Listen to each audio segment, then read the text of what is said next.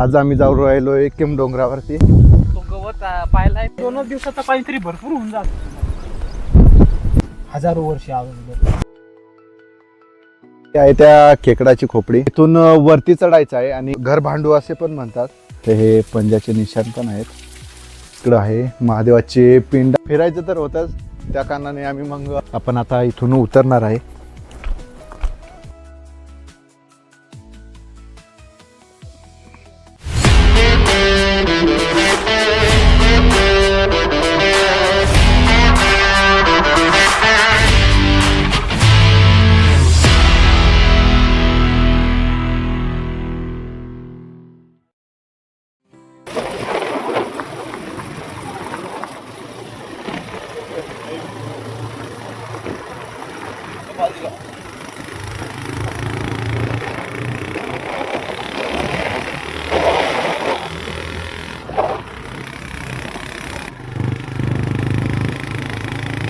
चढव वर चढव ना.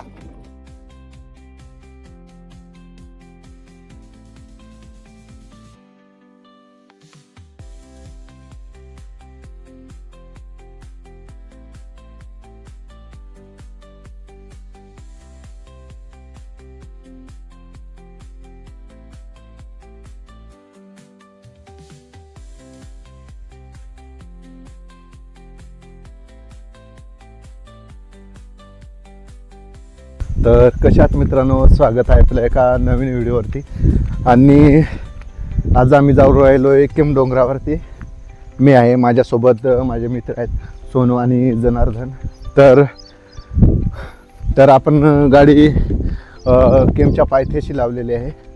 तिकडे मागेच गाडी लावलेली आहे. आणि जो मेन रस्ता आहे ना, जिकडनं वरती चढता, तर त्या रस्त्यानं नाही, तर सोनूला एक नवीन रस्ता माहीत आहे. म्हणजे इकडं थोडं रानातले प्राण्यांचं गुहा वगैरे आहे ना, तिकडून आपल्याला जायचं आहे. तर चला, तर तू बघू शकता ते पुढे निघलेले आहेत. मी थोडासा मागे थांबलोय. गोमठा सांगताय ना याला. याला असे कारल्यासारखे हे फळं लागत आहे आणि त्याची भाजी करत आहे. कारल्यासारखी म्हणजे वेगळी, थोडीशी कारल्यापेक्षा वेगळी राहते. त्याला बारीक बारीक ह्या फळा लागले.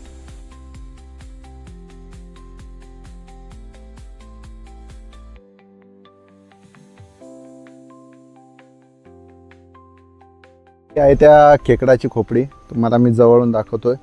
मधल्या बाजूने बघू शकता कसं आहे, आणि वरच्या बाजूने इथं त्याचे डोळे आहेत, आणि वरचा भाग आहे त्याच्या डोकीचा वरचा भाग. तर अशा प्रकारे त्याच्यामध्ये जे मांस वगैरे असतं ना, ते किडे, आळ्या, मुंगे असे खाऊन जातात. आणि असे फक्त जे खाल्लं नाही जात असेच अवशेष बाकी राहतात. तर अशी आहे ही खोपडी.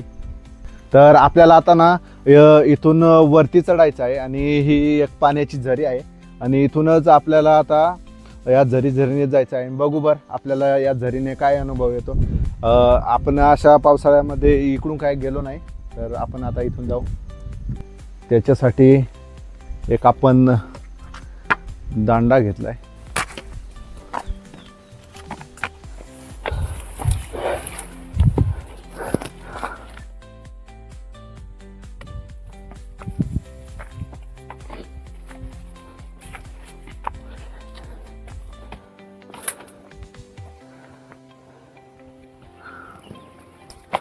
पहिला जेवढा सोपा वाटायचा रस्ता चढायला, तेवढाच आता पुढं अडचणीचा रस्ता आहे. त्याच्यामुळं एवढा खुश होण्याची गरज नाही. कुठून जायचं आता सांग. तो हम रास्ता भूल चुके हैं और कोई नहीं हमारा. आता डुकराचा रस्ता आहे ना, त्याच्यामुळे आपल्याला बी आता डुकरासारखाच हाताने पायाने आता जायला लागेल.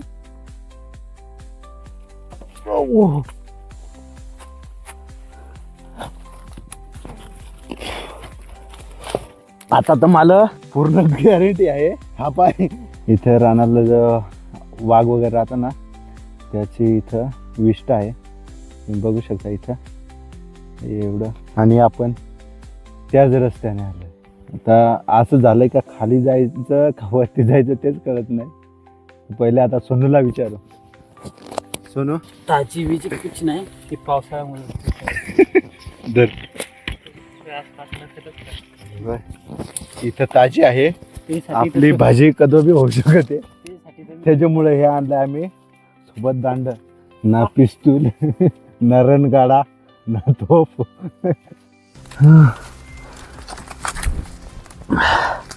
आपल्याला फक्त ना इथून इथपर्यंत यायला 5 मिनिटं लागलंय इथून फक्त इथपर्यंत यायला ये हे इकडून ये इकडनं बेस आहे तिकडची साईडची झरी इथून आपल्याला थोडासा झऱ्याचा आवाज येऊ राहिला इथं थोड्याशा 100 मीटर अंतरावरती झरा आहे पण तिथं वरती जायला आपल्याला किती वेळ लागतो हे सांगता नाही ना इथून आता तुम्हाला जो व्ह्यू दाखवणार आहे समोरचा आपल्याला व्ह्यू दिसतोय किती असा सुंदर व्ह्यू आहे आपण जो समोरचा व्ह्यू बघतोय तो इथून दिसतोय आणि जिथून आपण चढलोय ती जागा आता तुम्हाला दाखवतोय तुम्ही हा खालून जो आपण रस्त्याने चढलोय तो रस्ता आता बघा कसा हा रस्ता आहे आणि खाली बघू शकता सोनू त्याच रस्त्याने इथंपर्यंत पोहोचलाय अशा या जाड घनदाट जंगलातून आपण आता वरती आलोय आणि माझ्या समोर आहे ही आहे रानकेळी तर याला कवदर पण म्हणतात केळी असतात तर ते मुतखड्यावरती त्याच्या ज्या बिया असतात ना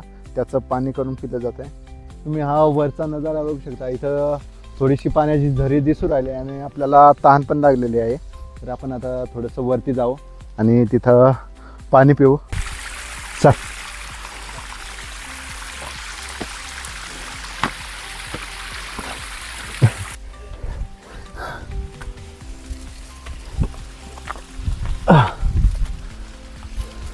वो बहुत सैकड़ों की मौत हो चुकी है उधर. हाँ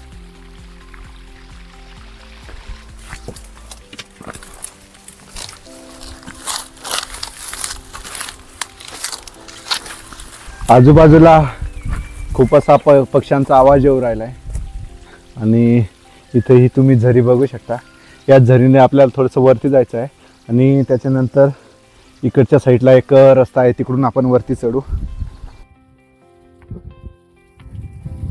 आपण आता इथे या झऱ्याला पाणी पिणार आहे पाऊस कमी आहे त्याच्यामुळे एवढंच पाणी येऊ राहिलं नाही तर आपण आता थोडंसं पाणी पिणार आहे हे पाणी सरळ डोंगरावरून येत आहे त्याच्यामुळे याच्यात एकदम शुद्ध असं पाणी आहे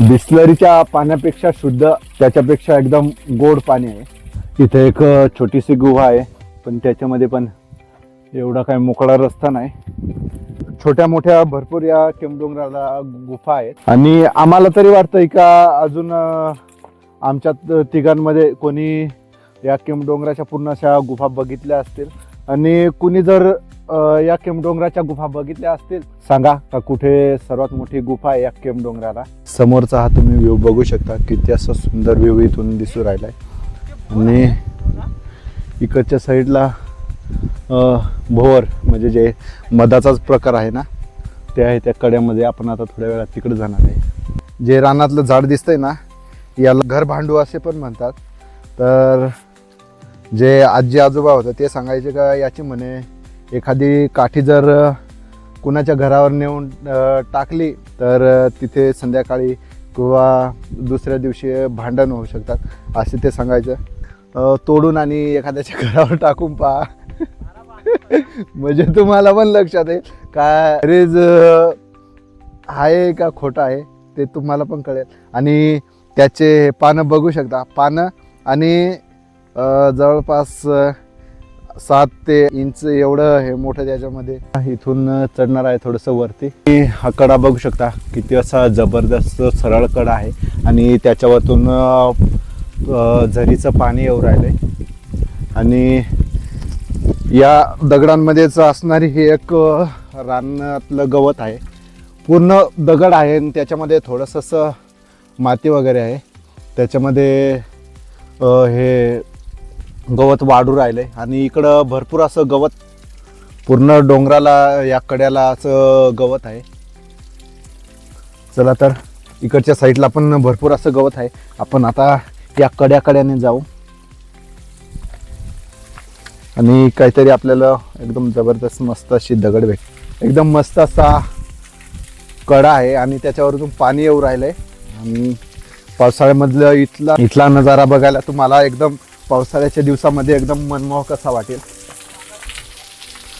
आपल्याला जे पाहायचे होते म्हणजे जो सोनू आपल्याला दाखवणार होता ना वाघाची गुफा, तर असं वाटतंय का ती इथं असेल.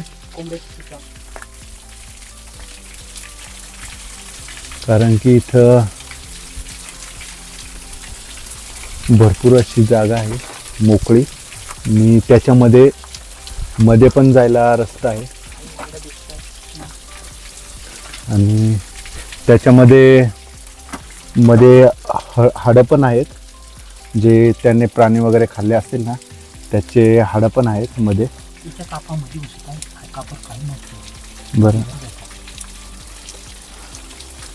आणि थोडीशी गुंफा अशी म्हणजे दगडांनी वगैरे मातीने थोडीशी अशी भरलेली दिसते, पण मध्ये माणूस जाऊ शकतो. म्हणजे असं चालत नाही जाणार पण असं पोट सरपटत जाऊ शकतो असं वाटतंय.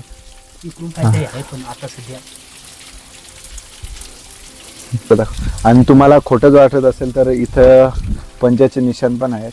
हे बघा, हे 3 आणि हा 4था, इथे हे पंजाचे निशाण पण आहेत. तर आपण आता इथून निघणार आहे. इकडे ही लोकेशन पाहू शकता. हे पाणी पडू राहिलं इकडं आणि इकडं हा कडा बघू शकता. या कड्याच्या इकडच्या साईडला इथं गुफा आहे आणि याच्यामध्ये राहत असेल तर इकडचा हा कडा तुम्ही बघा. हा कडा आहे आणि त्याच्यामध्ये इथं जी हा कडा आहे ना इथं या खाल्ल्या साईडला इथं गुफा आहे. चला चला चला. तिकडं समोर जे दिसू राहिले ते आपलं गाव शिंदे दिगर आणि इकडं शाळा दिसू राहिले आणि इकडं हा बंधारपाड्याचा बंधारा आहे आणि खाली ही पार नदी वाहत जाते आणि आपण आता वर चढू.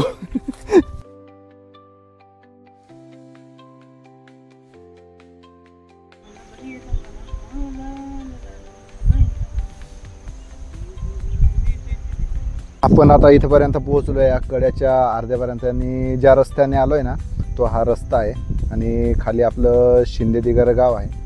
तर तिथं आपली गाडी लावलेली आहे त्या रस्त्याच्या कोपऱ्याला आणि तिथून आपण वरती चढलोय आणि जो हा डोंगराने जो रस्ता दिसतोय म्हणजे डोंगर दिसतोय ना, या डोंगराने ज्यावेळेस केमची यात्रा असते ना त्यावेळेस तिथून चढतात आणि असं वरती येतात आणि आपण आता इथून थोडंसं चढून गेलो ना का जे यात्रेचं ठिकाण आहे तिथं पोहोचू आणि इथूनच आपल्याला एक आता डोंगराची गुफा दिसू राहिले. म्हणजे तुम्हाला दाखवतो इथून 2 ते 3 ठिकाणी असे गुफा दिसू राहिले. तिथं जे हे काळं काळं दिसू राहिले ना कड्यामध्ये तिथे एक आहे आणि इकडं पण या कड्याच्या तिथं पण आहे आणि एक व्हिडिओमध्ये तिथे दाखवलंय मी का तिथे लय मोठी अशी गुफा आहे आणि तिथं रानडुकरं पण राहतात. तर आपण आता इथून वरती चढू.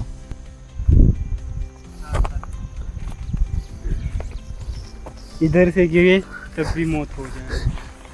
जा जम्मू.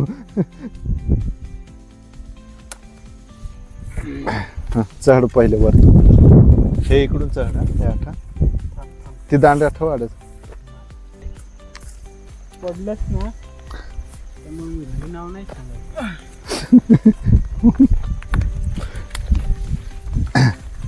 तिकडून नाही जेणे चिकन आहे.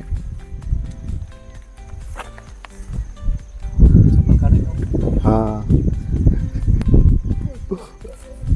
कुछ तो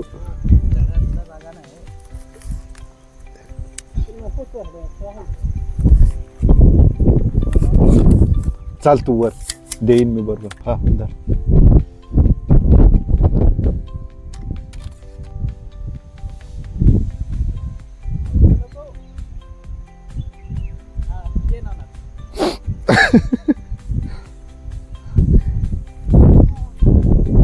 असा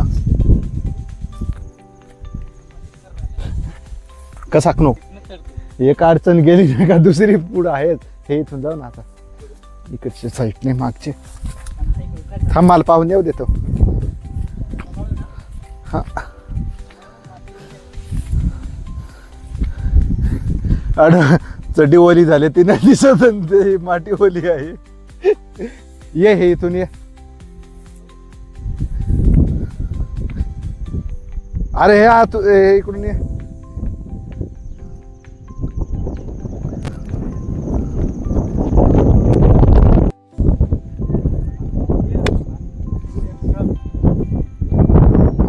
बरे नको एवढी.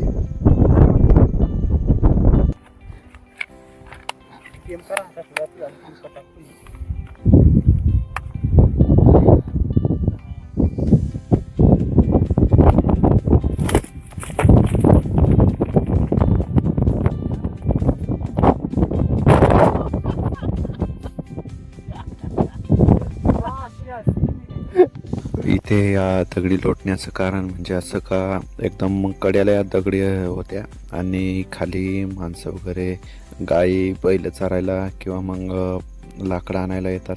तर म्हणजे काही पण असं दुर्घटना होऊ नये त्याच्यामुळं ज्या एकदम कड्याला दगडी होत्या त्या आम्ही खाली लोटून दिल्या. म्हणजेच पहिले तर बघितलं खाली कोणी आहे का नाही आणि त्याच्यानंतर त्या दगडी लोटल्या.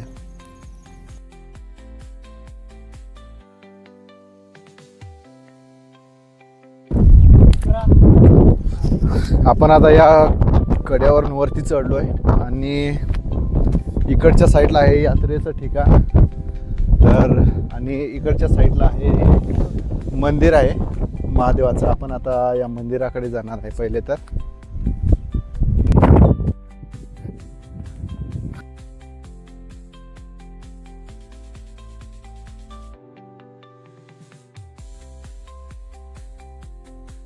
पहिले तर आपण आता इथं दर्शनाला जाणार आहे.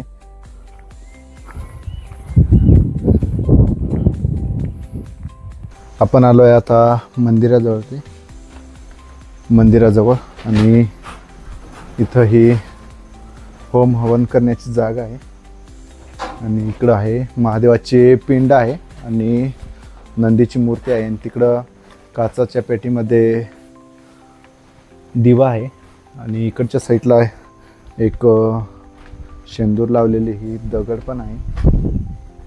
मंदिराच्या मध्ये तुम्ही हा दिवा बघू शकता का जो 24 तास पेटत असतो आणि पूर्ण असं काचेने पॅक आहे जेणेकरून त्याला हवा लागणार नाही आणि दिवा विझणार नाही. आणि हा मंदिराचा मधला परिसर आहे. कसं मंदिर आहे मध्ये. आणि पावसाळ्यामध्ये जे गाई वगैरे चारायला येत असते त्यांना लपण्यासाठी पण मस्त अशी सोय आहे इथं.